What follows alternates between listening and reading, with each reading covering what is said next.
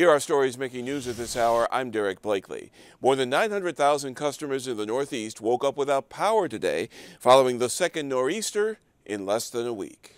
Tow trucks are removing stranded tractor trailers in northern New Jersey this morning. Hundreds of cars and trucks were stuck for hours on highways last night as the second nor'easter in less than a week slammed the region. Emergency crews used snowmobiles to shuttle people to safety. Wet, heavy snow toppled trees and power lines, causing several fires.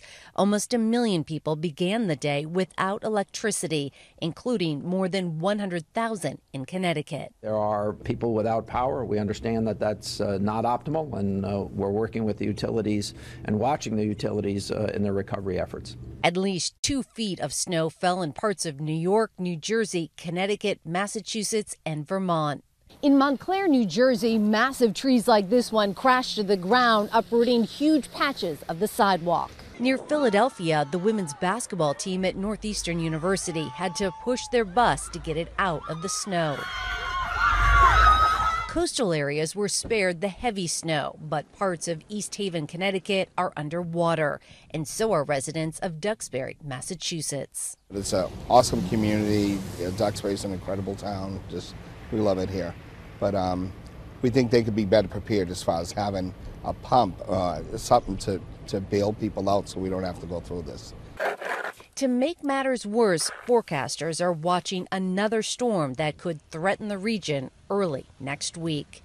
Meg Oliver, CBS News, Montclair, New Jersey. Chicago's top cop and his counterpart in Toronto share something in common. Their lives were each saved by a kidney transplant. Marissa Bailey has more on the story.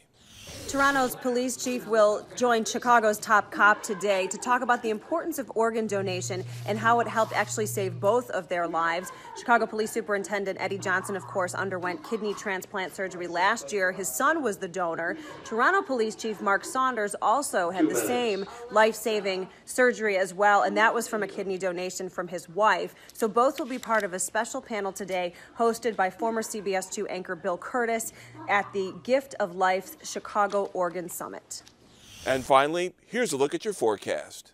Hey everybody, it still feels pretty winter-like across Chicagoland right now, going for high temperatures in the mid-30s today, but with no real precipitation. Maybe a flurry, mix of clouds, a little bit of sunshine out there. 37 degrees on your Friday. Partly sunny skies expected on Friday, and then moving into the weekend. Still dry, still nice, but now we expect to see a little more in the way of warmth, getting up into the 40s, and then we're going to stay in the 40s going into next week. That's where we should be this time of the year. And also, don't forget, we spring forward this weekend.